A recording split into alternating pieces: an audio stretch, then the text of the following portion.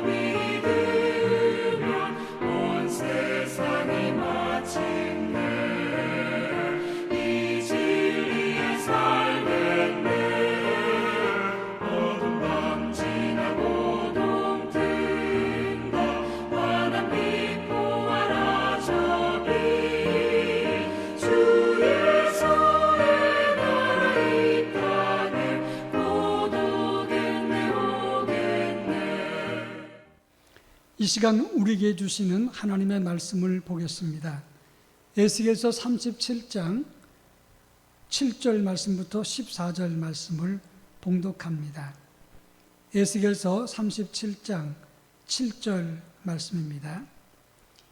이에 내가 명령을 따라 태어나니 태어날 때 소리가 나고 움직이며 이 뼈 저 뼈가 들어맞아 뼈들이 서로 연결되더라.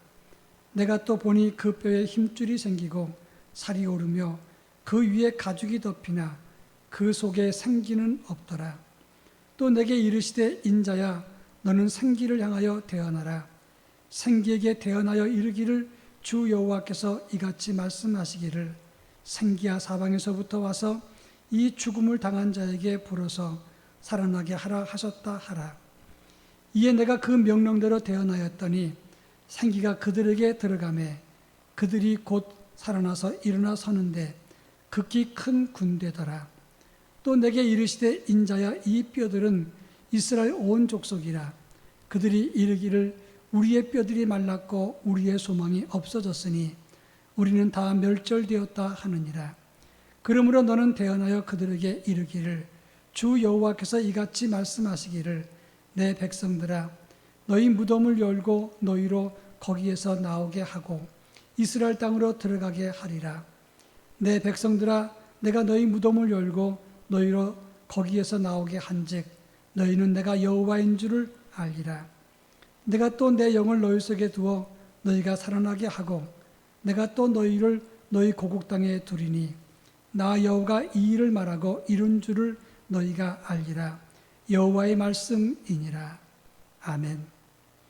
이 시간 홍반성 목사님 나오셔서 살아나게 하리라 이런 제목으로 말씀을 전해 주시겠습니다. 기도하겠습니다.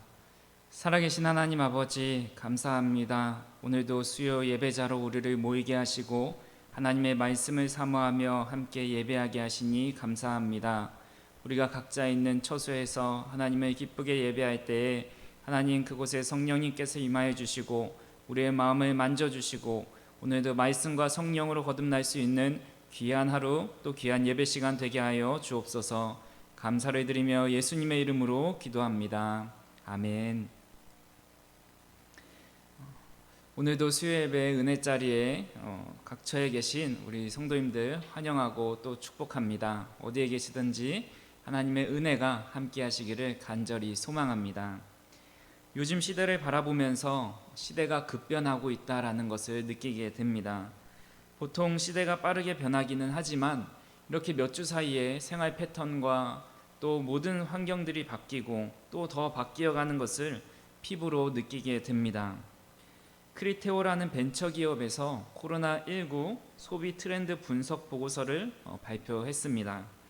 코로나19 이후로 평소보다 더 많이 하게 되는 것과 또 더 안 하게 되는 것들을 조사했는데 코로나19 이후로 평소보다 더 많이 하게 된 것은 온라인 구매, 또 TV 시청하기, 홈 트레이닝, 또 동영상 플랫폼 시청, 독서, 자가용 이용, 또 통화로 친구들과 통화하기, 재택근무 이런 것들을 더 많이 하게 됐다고 조사 결과가 나왔습니다. 반대로 코로나19로 더 적게 하게 된 것, 더 잘 안 하게 된 것에 대해서는 매장에서 상품을 구매하거나 대중교통을 이용하거나 외식이나 스포츠 행사에 참여, 또 스포츠 체육관을 이용하거나 영화, 공연 관람, 항공여행 등은 현저히 줄어들게 되었다라고 조사됩니다. 이런 변화에 안목을 가지고 깨어 있어야 빠르게 변화하는 이 시대에 앞서가고 또 부족하지 않게 살아가는 것처럼 또 때로는 그 반대로 안목을 바라보지 못하고 또 이 세계를 바라보지 못하고 살아갈 때 어려움을 겪게 되는 것처럼 우리 교회도 이 시대의 흐름에 맞춰서 여러 가지 테드 강좌와 강의도 하고 여러 가지를 시도하면서 시대에 발맞춰 늘 깨어 있으려고 노력하게 됩니다. 영적으로도 마찬가지입니다. 이 시대를 바라보는 안목이 있어야 하고 우리 영혼이 늘 깨어 있어서 영적인 변화를 민감하게 바라볼 수 있어야 합니다. 영적인 안목은 이런 변화하는 시대 속에서 하나님은 이 시대를 어떻게 바라보실까? 이 변화하는 시대 속에서 하나님은 우리 교회에게 원하시는 것들이 무엇일까? 이 시대 속에서 우리는 하나님의 자녀로 어떻게 살아가야 할까? 하나님의 마음과 또 하나님의 눈으로 이 세상과 교회와 또 나 자신을 바라보는 것이 영적인 안목이라 할 수 있습니다. 오늘 본문에서 하나님은 에스겔 선지자의 영적인 눈을 뜨게 하시고 또 하나님의 큰 계획을 알게 하십니다. 에스겔 선지자는 여호야긴 왕 시대 때 2차 포로로 바벨론으로 끌려가게 됩니다. 그로부터 5년이 지난 후에 하나님의 말씀이 임하게 되고 시간이 지나 남유다가 완전히 멸망하고 15년이 지난 후까지 활동을 하는 선지자입니다.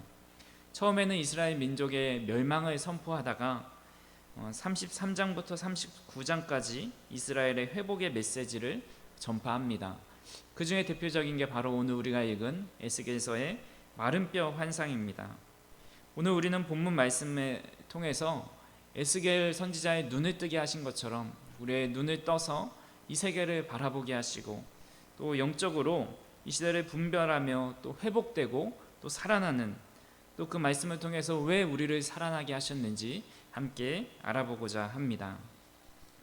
첫 번째로 하나님께서 에스겔 선지자를 통해서 그들의 상태가 어떤 상태인지 영적인 눈을 떠서 보게 하십니다. 우리 1절에서 2절 말씀 함께 읽겠습니다. 여호와께서 권능으로 내게 임재하시고 그의 영으로 나를 데리고 가서 골짜기 가운데 두셨는데 거기 뼈가 가득하더라. 나를 그 뼈 사방으로 지나가게 하시기로 본즉 그 골짜기 지면에 뼈가 심이 많고 아주 말랐더라. 하나님께서는 에스겔 선지자를 한 골짜기로 인도하십니다. 그 골짜기에는 지면에 뼈가 심이 많고 아주 말랐다고 2절에 나와 있습니다. 이스라엘 민족이 바벨론과 전쟁을 하면서 많은 백성들이 죽고 군인들이 죽었는데 그 시체를 누구도 장사할 겨를이나 여유가 없었습니다. 그래서 그 시체는 방치됐고 곧 썩어서 뼈만 남게 된 것입니다. 근데 여기에 이 뼈가 그냥 뼈가 아니라 심이 말랐고 아주 말랐더라 라고 나와 있습니다. 이 말은 히브리어로 야베시의 원어를 쓰는데 심이 쇠약해진 상태를 말합니다. 일반적으로 우리가 생각하는 이 뼈가 든든한 뼈가 아니라 아주 말라서 조금만 손을 대면 부스러지는 상태, 그런 상태를 나타내는 게 바로 야베시라는 단어입니다. 이 뼈가 어떤 의미를 가졌는지 11절에 이렇게 말씀하고 있습니다. 제가 읽겠습니다. 또 내게 이르시되 인자야 이 뼈들은 이스라엘 온 족속이라. 그들이 이르기를 우리의 뼈들이 말랐고 우리의 소망이 없어졌으니 우리는 다 멸절되었다 하느니라. 하나님께서 이 환상을 통해 에스겔 선지자에게 말씀하고 싶으셨던 것은 이스라엘 민족의 상태가 이런 마른 뼈와 같은 상태이다, 야베시의 상태이다라는 것을 알게 하기 위함입니다. 이 모습이 바로 너희의 현주소다. 아주 마른 뼈, 희망이 없는 상태이다.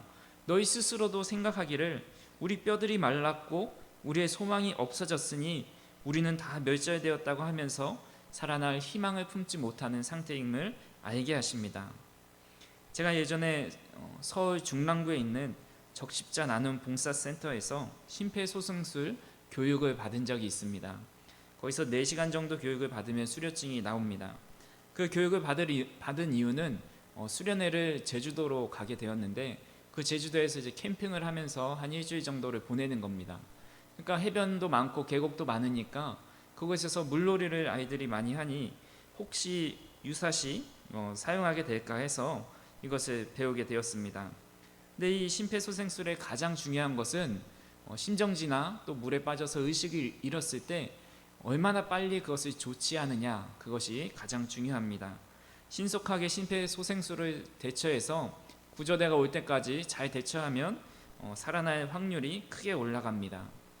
병원에서도 응급 상황이 올 때, 숨이 멎을 때 심폐소생술을 합니다. 그래도 안 되면 전기 충격을 줘서 조금이나마 살 수 있는 희망을 갖고 그것을 시행하는 것을 보게 됩니다. 그런데 그 누구도 해골 뼈에 대고 심폐소생술을 하거나 전기 충격을 주는 사람은 없습니다. 왜냐하면 그것은 살아날 희망이 일말에조차도 없기 때문입니다. 이스라엘 백성들의 모습이 이렇다는 겁니다. 이렇게 마른 뼈, 도저히 살아날 희망이 없는 뼈와 같은 상태. 그렇다면 이들이 왜 이렇게 되었을까요?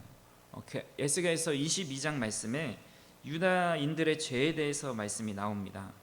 에스겔서 22장 2절에서 4절을 우리 함께 보도록 하겠습니다. 인자야 내가 심판하려느냐, 이 피 흘린 성읍을 심판하려느냐. 그리하거든 자기의 모든 가증한 일을 그들이 알게 하라. 너는 말하라. 주 여호와께서 이같이 말씀하셨느니라. 자기 가운데 피를 흘려 벌받을 때가 이르게 하며 우상을 만들어 스스로 더럽히는 성아, 내가 흘린 피로 말미암아 죄가 있고 내가 만든 우상으로 말미암아 스스로 더럽혔으니 내 날이 가까웠고 내 연한이 찼도다. 그러므로 내가 너로 이방의 능력을 받으며 만국의 조롱거리가 되게 하였노라. 이것이 이스라엘 백성들, 남유다인들이 지은 죄입니다. 이들은 피 흘린 성읍을 만들었고 우상을 만들어서 스스로 더럽혔다고 말씀합니다. 하나님의 선민이었고 또 택하신 족속이었고 하나님만 유일신으로 믿던 이 유대인들이 스스로 우상을 만들어 더럽히게 됩니다. 우상 숭배와 하나님을 믿는 것에 가장 큰 차이점이 있습니다. 그것은 하나님을 믿는 사람은 하나님 중심적으로 살아갑니다. 하나님께서 주신 율법, 하나님께서 기뻐하시는 일, 또 하나님께서 명령하신 것을 따르고 순종하는 마음이 바로 하나님을 믿는 사람의 기본 자세입니다. 그와 반대로 우상 숭배는 자기 중심적입니다. 수많은 신 중에 자신의 바람을 이루어질 신들을 골라서 섬깁니다. 나무를 찾아갑니다. 물을 받아놓고 원하는 것들을 빕니다. 어디 용한 곳을 찾아가기도 합니다. 그리고 마음에 안 들면 또 다른 신을 찾아갑니다. 자기 만족과 자기 이익을 위해 믿는 것이 우상 숭배입니다. 그런 면에서 만약 하나님을 믿는 일에 하나님 말씀대로 또 신앙생활하고 믿지 않고 내 마음대로 내 입맛대로 신앙생활하고 있다면 그것도 또 다른 우상 숭배가 되지 않을까라는 생각을 하게 됩니다. 이스라엘 백성들은 하나님을 섬긴다고 하지만 자기 마음대로 제사를 드렸고 자기 생각대로 자기 옳은 대로 믿어서 징벌을 받습니다. 또한 유다인들이 지은 죄는 그 성에 피가 가득했다고 했습니다. 폭력이 가득한 겁니다. 힘 있는 사람은 이렇게 말합니다. 나는 눈에 보이지 않는 하나님보다 눈에 보이는 내 주먹을 믿는다. 내가 가진 돈을 믿는다. 내가 가진 권력을 믿는다. 자신의 주먹을 믿는 시대가 되어서 많은 사람들을 고통 가운데 몰아넣는 시대가 됩니다. 그래서 6절 이하에 살펴보면 22장 6절 이하에 살펴보면 그들이 어떤 죄를 지었는지 자세하게 말씀하고 있는데 제가 간략하게 말씀을 드리겠습니다. 6절에 이스라엘의 고관은 각기 권세대로 피를 흘렸다. 자기 권력을 자기 마음대로 사용했다는 겁니다. 7절에는 부모를 업신여기고 나그네를 학대하고 고아와 가부를 해합니다. 사회의 약자를 돌보지 않고 부모의 권위가 실추한 겁니다. 8절에는 성물을 업신여기고 안식일을 더럽힙니다. 하나님을 예배하지 않고 자기 만족을 위해 사용한다는 겁니다. 9절부터 11절에 보면 입에 담을 수 없는 음행과 악행이 나옵니다. 또 12절에 보면 살인을 의뢰하고 변리와 이자를 받으면서 이익을 탐하고 이웃을 속여 빼앗으며 하나님을 잊어버린 사람처럼 하나님이 없는 사람처럼 살아가게 됩니다. 그래서 나만 잘 살면 되지, 그냥 인생은 한 방이지, 결과만 잘 나오면 된다는 생각으로 죄악을 저지릅니다. 저는 이 22장을 읽으면서 어떻게 이스라엘 백성들이 이렇게 살 수 있었을까? 그들이 받은 은혜는 다 어디 간 걸까? 하나님의 선민이었던 하나님의 약속과 언약은 도대체 어디로 간 건가? 이러니 당연히 하나님께서 진노하시고 징벌할 수밖에 없지 않았을까? 만약 이들을 그냥 내버려 두셨다면 주변 국가들이, 이방 나라들이 그들을 바라보면서 아니 저렇게 타락한 민족들, 저렇게 지만대로 사는 나라를 하나님은 가만히 내버려 두니 과연 하나님이 살아계신 것이 맞나? 오히려 하나님의 이름이 조롱거리가 되었을 겁니다. 이때가 주전 591년경이라고 22장 위에 제목 위에 적혀 있습니다. 그로부터 지금까지 한 2600년 정도가 흘렀습니다. 사람들은 그때보다 세련된 옷을 입고 더 편리한 것들을 이용하고 또 좋은 차를 타고 다니고 문명이 발달하고 높은 건물과 화려한 곳들에서 살지만 과연 우리는 달라졌는가 생각해보면 그때나 지금이나 별반 다르지 않다는 것에 두려움과 걱정이 몰려옵니다. 우리도 하나님의 법대로 하나님의 뜻대로 하나님을 믿기보다는 내 뜻대로 또 내 생각대로 하나님을 믿을 때가 많이 있지 않나 생각을 해봅니다. 저도 마찬가지입니다. 제가 얼마 전에 고향페이를 이제 사용하고 있는데 이 고향페이 어플에 들어갔습니다. 이제 얼마 남았나 보는데 거기에 광고 팝업이 하나 뜨는 겁니다. 10만 원 충전할 때마다 자동으로 이제 응모가 되는데 1등 상품이 자동차인 겁니다.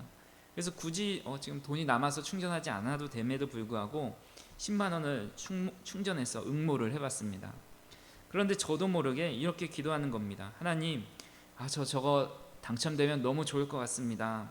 당첨되게 도와주세요. 충전하자마자 이런 기도가 나오는 겁니다. 지금 차가 굳이 필요 없는데도 욕심이 생기고 또 그 욕심을 가지고 하나님 앞에 기도하는 모습을 보면서 참 나란 인간이 그렇구나 라는 마음이 듭니다. 물론 정말 진지하게 새벽에 나와서 무릎 꿇고 간절히 기도한 건 아니고 지나가듯이 한 기도이지만 저에게는 마음에 찔림이 있었습니다.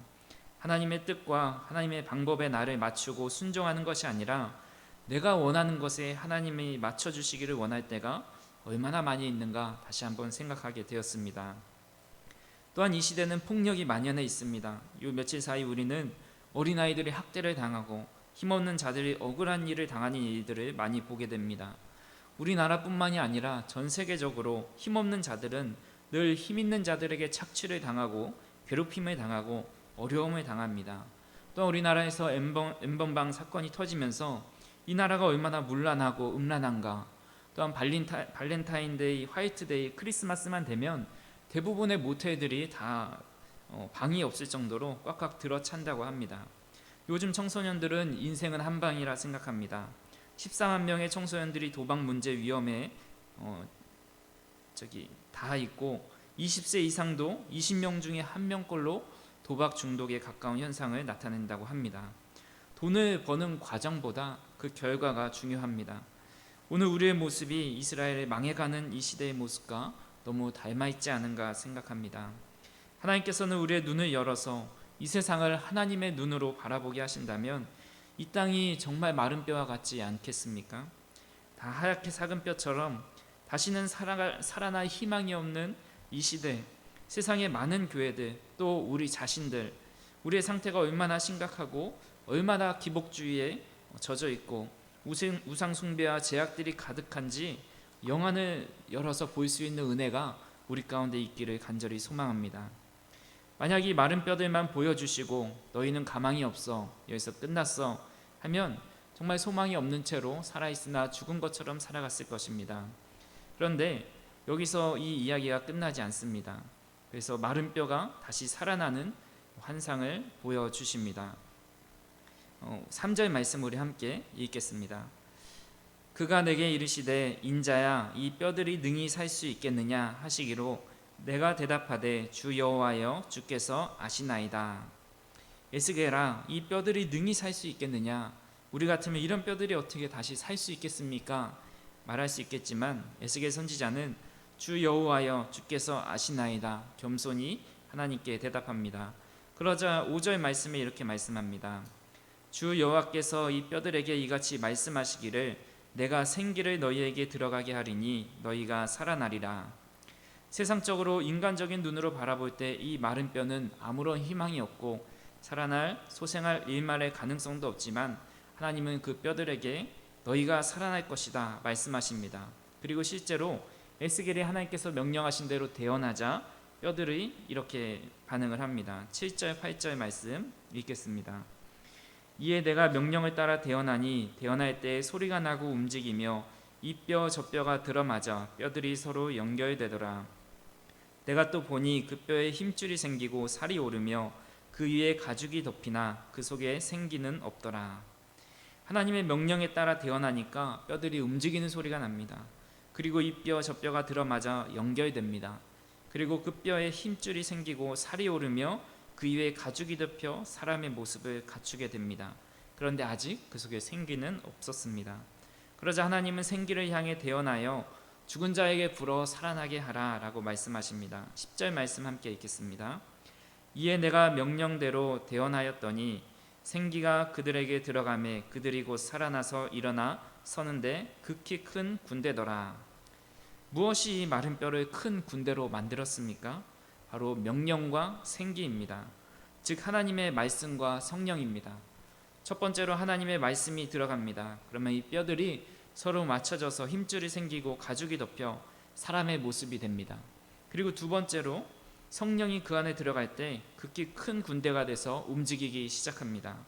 중요한 것은 말씀만으로도 아니고 성령만으로도 아니고 말씀과 성령은 하나이면서 각자의 역할을 하기 때문에 우리 안에는 두 가지가 충만해야 한다라는 것입니다. 에베소서 6장 17절에 이런 말씀이 있습니다. 구원의 투구와 성령의 검 곧 하나님의 말씀을 가지라. 성령의 검이 곧 하나님의 말씀이다라는 겁니다. 하나님의 말씀이 또 곧 성령의 검이다라는 겁니다. 어느 한쪽이 옳고 그르고 어느 한쪽이 더 중요되고 강조되고가 아니고 말씀과 성령이 함께 역사해야 우리의 생명이 살아난다라는 겁니다. 바리새인과 서기관들은 하나님의 말씀을 달달달 외우고 있었습니다. 모든 율법을 어렸을 때부터 지키면서 공부합니다. 그런데 그들이 예수님께 책망을 받았던 이유가 무엇입니까? 그들에게는 성령의 역사가 없었기 때문입니다. 하나님의 말씀을 읽고 외우고 배우면서 그 안에 있는 하나님의 사랑을 깨닫고 성령님을 통해서 그것을 삶으로 실천해 나타내야 하는데 그것이 지식으로만 남고 남을 판단하는 도구가 되어집니다. 예수님께서는 그들을 바라보면서 회칠한 무덤이다 라고 책망하십니다. 겉은 멀쩡해 보이고 하나님의 말씀을 잘 아는 것 같지만 그 속 안에는 이미 다 썩어 있고 죄만 남아있는 회칠한 무덤, 하나님의 말씀을 통해서 그 안에 들어있는 하나님의 사랑을 깨닫지 못하는, 가죽은 다 덮여있고 말씀을 통해서 모든 것이 갖춰져 있지만 성령의 역사가 없는 모습입니다. 반대로 성령 체험만을 강조하며 성령 집회를 따라다니는 분들도 계십니다. 뜨겁게 기도하고 찬양하는데 말씀을 들을 때는 별로 사모하는 마음이나 또 열정이 없습니다.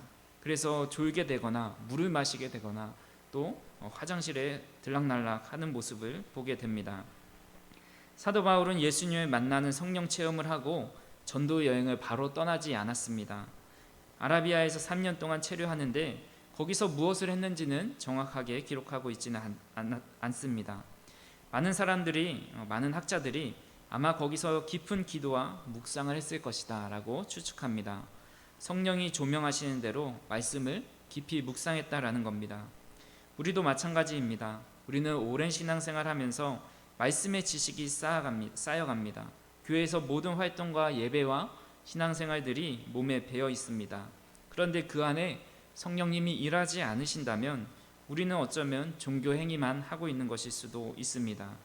또한 말씀을 계속해서 읽고 배우지 않고 있다면 우리는 성령만 바라보고 기적만 바라보고 체험만 바라본 잘못된 신앙으로 자라날 수 있습니다. 그래서 성경은 한 번 읽을 때 다르고 또 두 번 읽을 때 다르고 아무 생각 없이 읽었던 그 말씀들이 어느 날은 마음의 감동이 오고 하나님의 말씀으로 들려지게 됩니다. 그렇게 우리는 늘 말씀과 성령으로 새롭게 되어야 합니다. 말씀을 우리에게 주신 하나님의 말씀, 이 성경을 읽으면 됩니다. 예배를 통해 설교 말씀을 들으면 됩니다. 그렇다면 성령은 어떻게 우리가 충만함을 받을 수 있을까요? 지난주에 담임 목사님께서도 말씀하셨지만 성령 충만함을 위해서는 기도해야 합니다. 사도행전 8장에 빌립을 통해서 사마리아에 복음이 들어가고 또 그곳에 베드로와 요한이 가서 그들을 위해 성령 받기를 기도했다라고 나와 있습니다. 그러자 그들에게도 성령이 임하게 됩니다.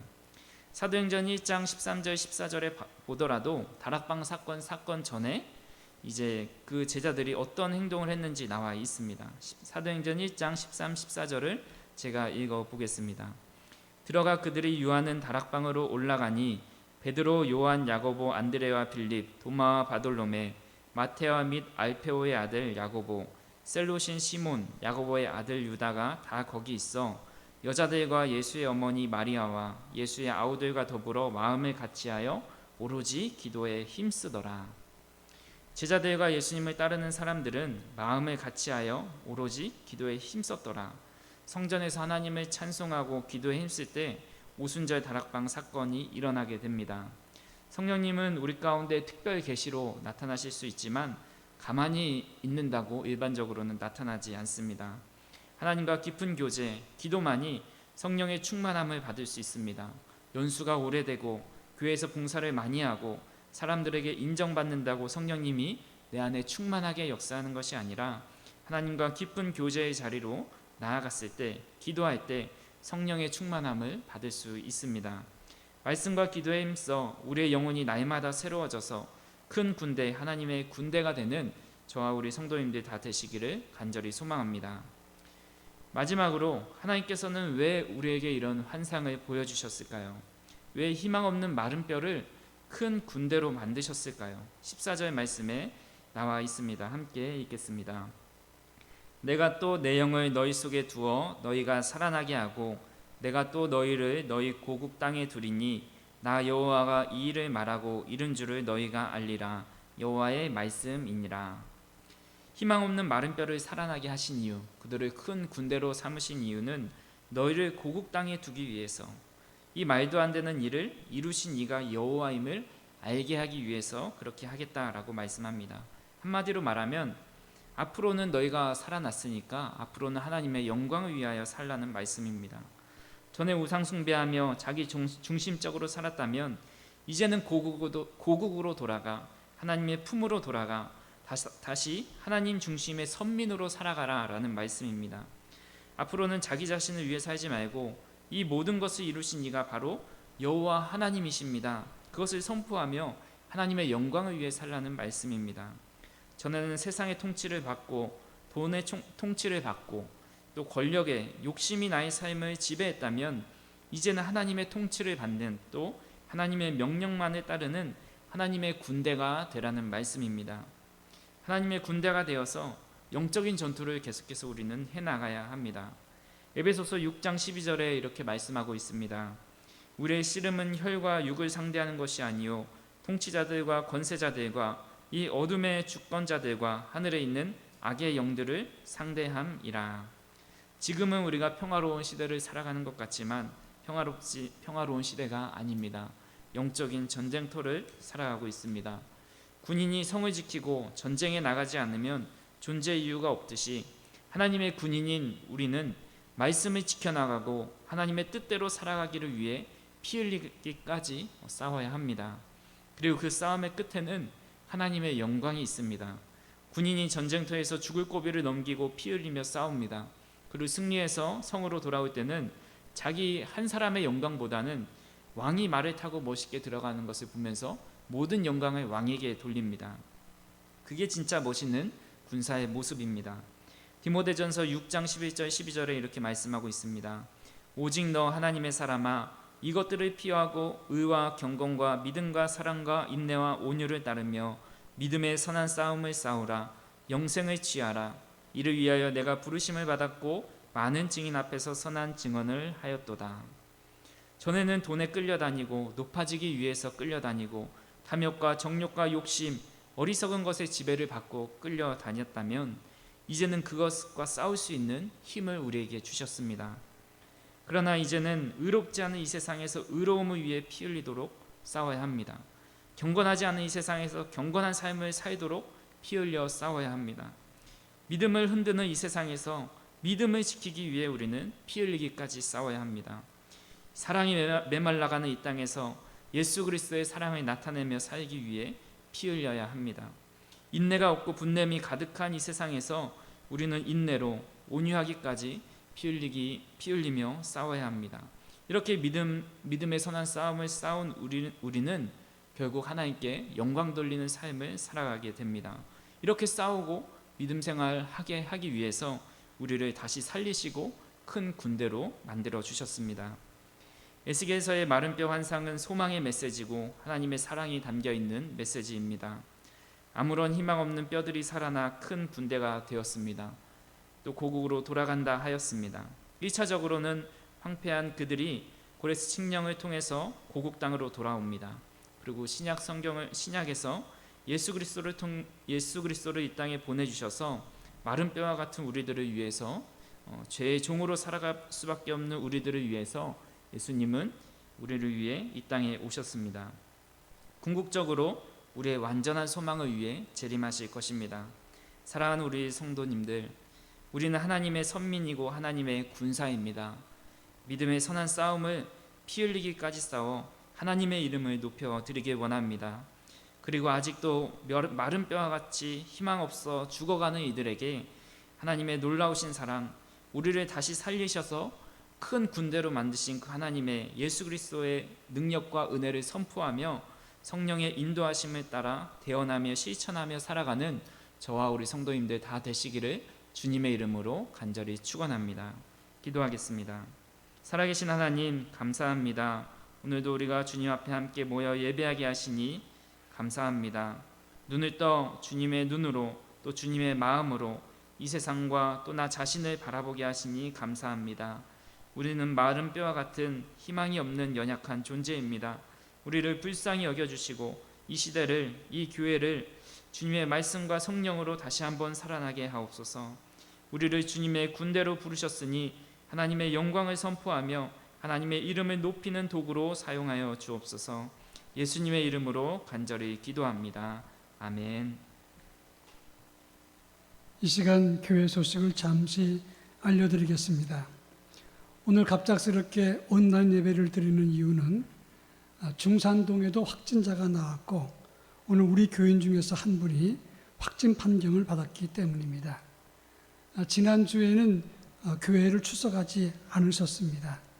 방역당국에서 역학조사를 했는데 교회 비디오 판정을 했고 또 인터뷰를 하고 여러 가지 방역 시스템을 체크한 다음에 또 확진자가 교회 출석한 시간을 계산했을 때 큰 문제가 없을 것이라고 하는 판단이 나왔습니다. 그러나 교회는 교인들의 건강과 안전을 위해서 일단 모든 예배를 온라인 체제로 전환을 하게 된 것입니다.